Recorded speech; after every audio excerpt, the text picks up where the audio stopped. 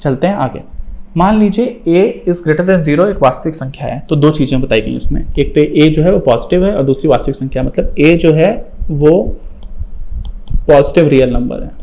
इसको ऐसे लिखते हैं, ये होता है बिलोंग्स टू, मतलब a जो है वो कोई एक पॉजिटिव, क्योंकि ये पॉजिटिव लिखा हुआ है और वास्तविक संख्या मतलब r, तो एक धनात्मक वास्तविक संख्या है। इसी चीज को, ये जो लिखा हुआ है ना, इसी को गणितीय भाषा में ऐसे भी लिखा जा सकता है। यहाँ पर भी हालांकि ये जो है गणित की भाषा ही है, यहाँ पर ऐसे नहीं लिखा गया कि एक जो है वो 0 से बड़ा है ना, ये हो जाएगी हिंदी में, लेकिन जब गणित में लिखा हुआ है तो वो ऐसे लिख देंगे हम। और m और n ऐसे दो पूर्णांक हैं जिनका एक के अलावा कोई भी उभयनिष्ठ गुणनखंड नहीं है, और n इज ग्रेटर देन 0, तब क्या होगा? तो यहां पर क्या बताया गया है कि उभयनिष्ठ गुणनखंड नहीं है, इसका मतलब समझ लीजिए, जैसे मान लीजिए 17/11 है, अब 11 से 17 में भाग दे पाएंगे? नहीं दे पाएंगे। तो आप कहेंगे सर 14/4 है, तो 4 से क्या 14 में भाग दे पाएंगे? पूरा तो नहीं जाएगा, लेकिन मैं बोलूंगा इसमें कुछ तो कॉमन है, 2 तो है, 7 तो है, तो इन दोनों का जो उभयनिष्ठ गुणनखंड है वो 2 था, 2 दोनों में कॉमन था, और उभयनिष्ठ गुणनखंड ना हो तो 7/2 में अब कुछ नहीं है ऐसा कि आप और फर्दर भाग दे पाए। तो एक तो ये बात की गई है कि m और n दो ऐसे पूर्णांक हैं जो आपस में कोई भी उभयनिष्ठ इनमें आपस में गुणनखंड नहीं है, और n जो है वो 0 से बड़ा है। तो काफी इंफॉर्मेशन है, मतलब बहुत, देखो जितनी ज्यादा इंफॉर्मेशन बना देंगे ना आप, उतना ही ज्यादा स्पेसिफिक इवेंट आप डिस्क्राइब कर रहे हैं। मतलब आपने कंडीशन लगा दी कि नहीं गली क्रिकेट खेलते हैं हम लोग, कि नहीं पीछे अगर आप मारा तो आउट, है ना। तो जितनी आप कंडीशंस लगाते जाएंगे उतना ही ज्यादा स्पेसिफिक गेम होता जाएगा।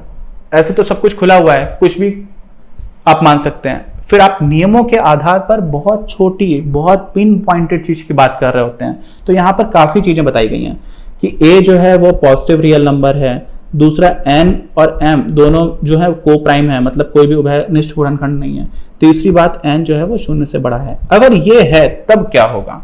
तब अगर a⁴m/n है तो इसका मतलब होता है n⁻⁴m। ठीक, ये अब ये जो चीज है वो भी बहुत आसान है, जो मैंने लिखा है उसको मैं डिलीट कर दे रहा हूँ, आप फिर से रिपीट करके देख लीजिएगा अगर आपको डाउट हो रहा है। कैसे आसान है मैं वो बताता हूँ। देखिए मैं अब तक लिख रहा था आपको √2, ये बता रहा था ना। √2 का मतलब क्या होता है कि कोई एक ऐसी संख्या रही होगी, मान लीजिए कोई एक संख्या है x, और उसी संख्या का आपने फिर से गुणा किया तो आपको मिल गया 2, तो x² जो है वो है 2 के बराबर। तो अगर x आपको पता करना है कि वो संख्या क्या थी, तो आप क्या करेंगे, इस x² का अंडर लगाएंगे, और तो आपको इधर भी अंडर लगाना पड़ेगा। ठीक है, इधर आपने अंडर लगाया, पहले से बराबर है, तो इधर भी वही चीज करनी पड़ेगी। तो अब अंडर लग रहा है, अंडर का मतलब क्या होता है कि अगर कोई चीज 2 बार गुणा किया गया है और उसके ऊपर अंडर लगा हुआ है, इसका मतलब क्या हो जाएगा कि 2 में से आपको 1 बार का पिक करना है। तो 2 बार गुणा किया गया है और उसमें अंडर लगा हुआ है, तो 1 पिक करेंगे तो x ही तो आ जाएगा, और यहाँ पर आपको फिर से √2 मिल जाएगा। तो ये जो मैंने पूरा बताया, आप कहेंगे ये बताने क्या चाह रहे थे सर आप? बताना मैं ये चाह रहा था कि जब भी हमें रूट की बात की जा रही है, स्क्वायर रूट की, तो हमें क्या करना होता है कि हम ये मान लेते हैं कि किन्हीं 2 संख्याओं का गुणा किया हो गया होगा। हम लोगों को आइडिया लग गया है कि 1.414 ये √2 का मान होता है। इसका मतलब 1.414 में अगर आप 2 बार गुणा करेंगे ना, तो जो आपको लगभग 2 मिल जाएगा। मतलब क्या हुआ? मतलब यह हुआ कि √2 जो है वो आप बराबर लिख सकते हैं इसके, और इन दोनों का जब आप गुणा करेंगे तो फिर आपको ये मिल जाएगा। और इसी में से, इन 2 में से, ये जो 2 थे ना, 1.414 इंटू 1.414, इन दोनों में से आप कोई एक पिक भी कर लो, क्योंकि स्क्वायर रूट का मतलब क्या होता है? स्क्वायर रूट का मतलब अगर x गुणे x का आप स्क्वायर रूट कर रहे हो, इसका मतलब दोनों में से कोई एक उठा लो, बस वही उत्तर हो गया। तो यहाँ पर x की जगह क्या है 1.414, यहाँ पे क्या है 1.414, तो आप इन दोनों में से किसी एक उठा लेंगे तो 1.414 1.414 बचेगा, और यही आपका उत्तर भी होता है √2 का, लगभग। जो डेसिमल एक्सपेंशन है उसको हम छोड़ देते हैं थोड़ी देर के लिए। तो बताना क्या चाह रहा था मैं? बताना ये चाह रहा हूँ इन सबसे कि जब भी आपको कोई वर्गमूल का जब निशान लगाते हो, ये वर्गमूल का निशान इसको वैसे नहीं बोलते हैं, इसको बोलते हैं हम लोग हिंदी में करणी चिन्ह। ठीक है, ये अपनी करणी सेना नहीं है, ठीक है, ये करणी चिन्ह है, रेडिकल साइन, इसको इंग्लिश में बोलते हैं रेडिकल। तो रेडिकल साइन जो है, ये जो चिन्ह होता है, अब अगर मान लीजिए इस रेडिकल साइन में यहाँ पे लिखा हुआ है 3, इसका क्या मतलब होता है? इसका मतलब होता है कि अगर x को 3 बार गुणा किया गया है और उसके बाहर ये साइन लगा हुआ है, तो 3 बार गुणा जब किया गया उनमें से एक उठाओ, तो आप सिर्फ एक उठाएंगे। अब मान लीजिए ऐसा लिखा हो और सिर्फ रूट लगा हुआ है, और यहाँ पर 2 लिखेंगे तब भी वही मतलब होता है, 2 नहीं लिखेंगे तब भी वही मतलब होता है। ठीक, तो इसमें क्या करेंगे? इसमें हमें करना होता है कि 2 में से एक एक उठाते जाओ। तो 2 में से एक उठा लिया तो क्या बचेगा? x। फिर इन 2 में से एक उठा लिया तो क्या बचेगा? x। तो जब ऐसा होगा तो ये एक्स स्क्वायर हो जाएगा। क्यों? क्योंकि वास्तव में क्या लिखा हुआ है? x की घात 4 है इसके अंदर और उसका वर्गमूल लगा हुआ है, तो ये हो जाएगा x की घात 2। अब यहां से देखिए, ये अगर आपने इतना समझ लिया तो अब आपकी जो कहानी है वो स्टार्ट होती है। ये सब मैं इसलिए समझा रहा हूं ना आपको कि आप ऐसे समझना स्टार्ट करेंगे, फिर आपको कोई कंफ्यूजन नहीं रहेगा, आपको सारी चीजें दिखना स्टार्ट हो जाएंगे, आपको मजा आना स्टार्ट हो जाएगा मैथ्स में, और वो बहुत जरूरी है। तो x की घात 4 को आपने एक्स स्क्वायर कैसे कन्वर्ट किया? जब आपके यहाँ पर स्क्वायर रूट का साइन लगा हुआ है, वर्गमूल का साइन लगा हुआ है। तो इसी को देखिए हुआ क्या, x की घात 4 थी, वहां से आप कहां पे पहुंच रहे हैं? x की घात 2 पर। तो वास्तव में आप क्या कर रहे हैं कि जो x की घात 4 है उसमें आपने 1/2 से गुणा कर दिया। ठीक, और ये जो 1/2 से गुणा है वास्तव में वही तो वर्गमूल का साइन कर देता है काम। आई बात समझ में? यहां पर आपने क्या किया? कहां पर? यहां पर आपने क्या किया? x की घात 3 था पहले, ये x की घात 3 ही तो है। x की घात 3 में आपने क्या किया? 1/3 से गुणा कर दिया। 1/3 कहां से आया? ये वो चिन्ह है जो वर्गमूल वाला चिन्ह है, साथ में 3 लिखा हुआ है, तो ये घनमूल हो गया, ये क्यूब रूट हो गया।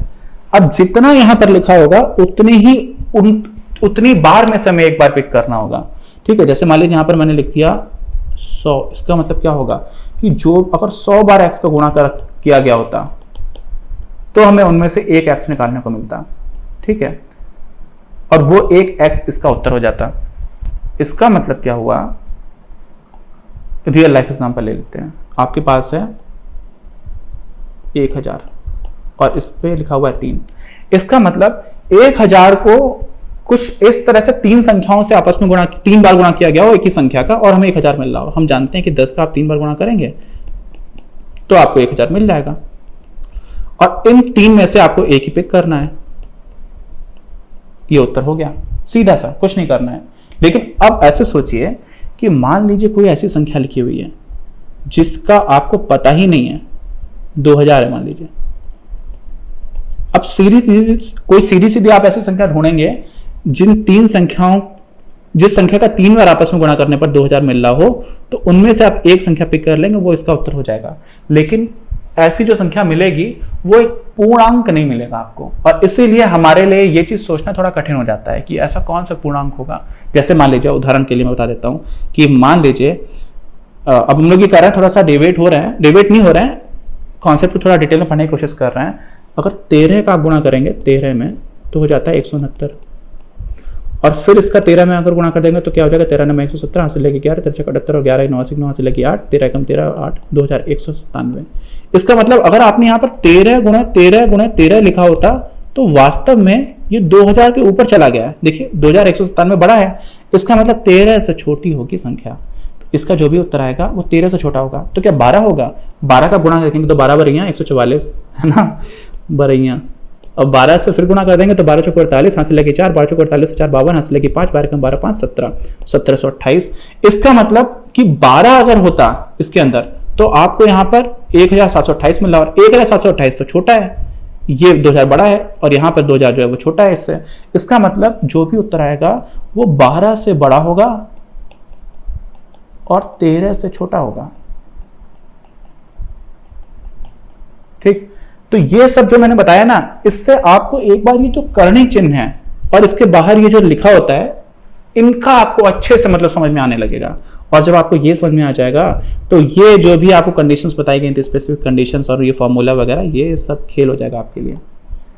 कैसे? a की घात m है, ये तो आप जानते ही हैं। इसका मतलब क्या होता है? a गुणे a गुणे a गुणे कितनी बार? m बार, m टाइम्स। ठीक, अब क्या करेंगे आप? इसमें जब बाहर करणी चिन्ह n लगा देंगे तो इसका मतलब क्या हो जाएगा कि अगर ये जितने भी हैं उनमें से आपको क्या करना है, इन n में से अगर ये n होते तो आप एक पिक करते हैं। कितने होते? अगर n होते तो आप ले लेते ये एक एक नियम, एक।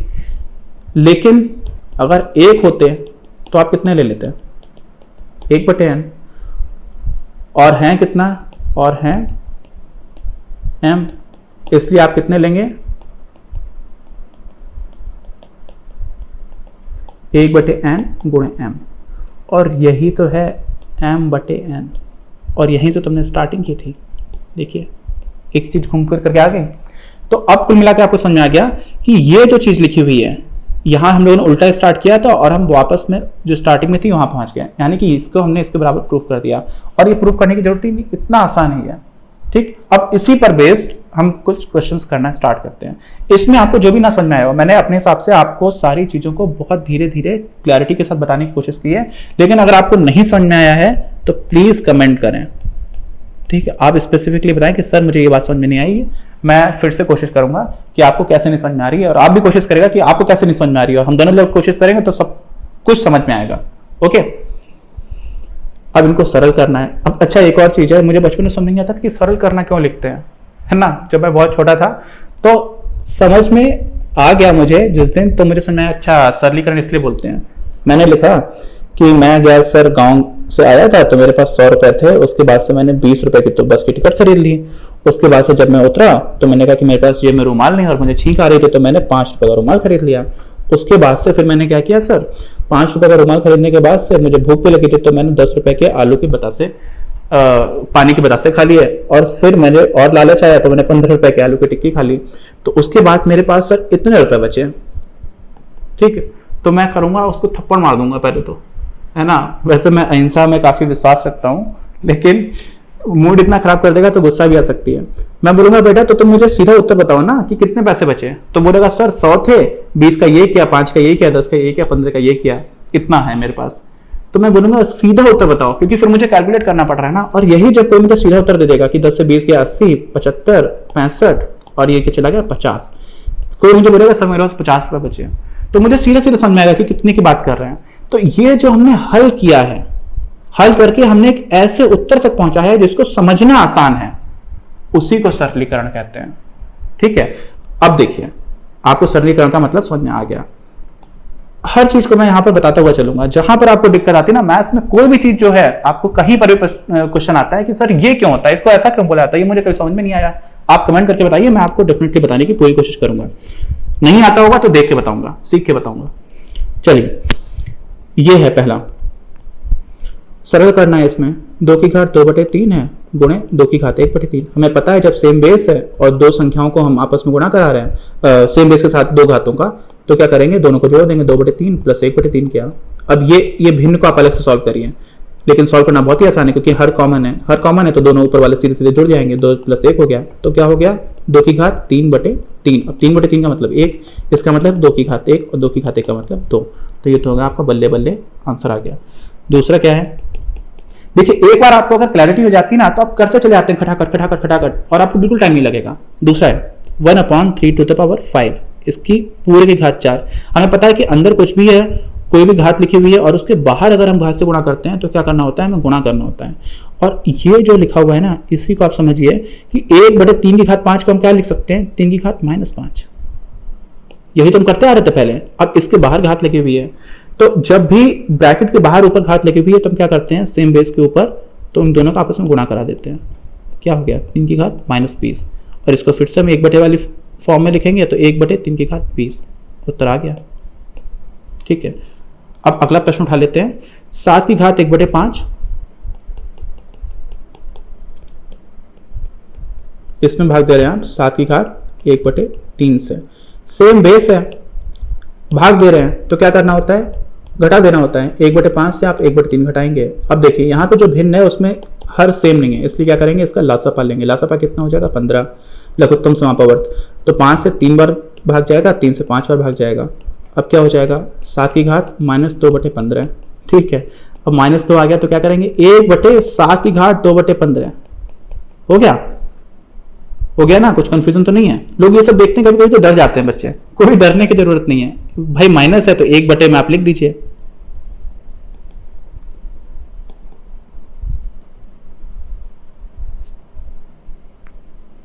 कभी कभी ऐसा होता है कि बच्चे ये सब देखने तो डर जाते हैं। अरे डरने की कोई जरूरत नहीं है। आपने क्या किया, एक रेखा 1/, कर दिया, उसके बाद से जो भी बचा था ये, इसको उठा करके आपने यहाँ पे लिख दिया, बस। अच्छा, अब हमारे पास पेज नहीं बचा है, इसलिए जो 4th पार्ट है उसको मैं यहाँ पे ऐसे करके रफ कॉपी में जगह बचा करके गांधी जी की तरह कर देता हूँ। 13 की घात 1/5, 17 की घात 1/5। तो 13 की घात 1/5 में आप क्या कर रहे हैं, गुणा कर रहे हैं 17 की घात 1/5 से, सॉरी 0.5 कर दिया, मतलब एक ही है। तो यहाँ पे बेस अलग है लेकिन घात सेम है, तो हम ऐसे में क्या करते थे, जो बेस होता था उसका आपस में गुणा करा देते थे और घात को वही रखते थे। यही तो किया था।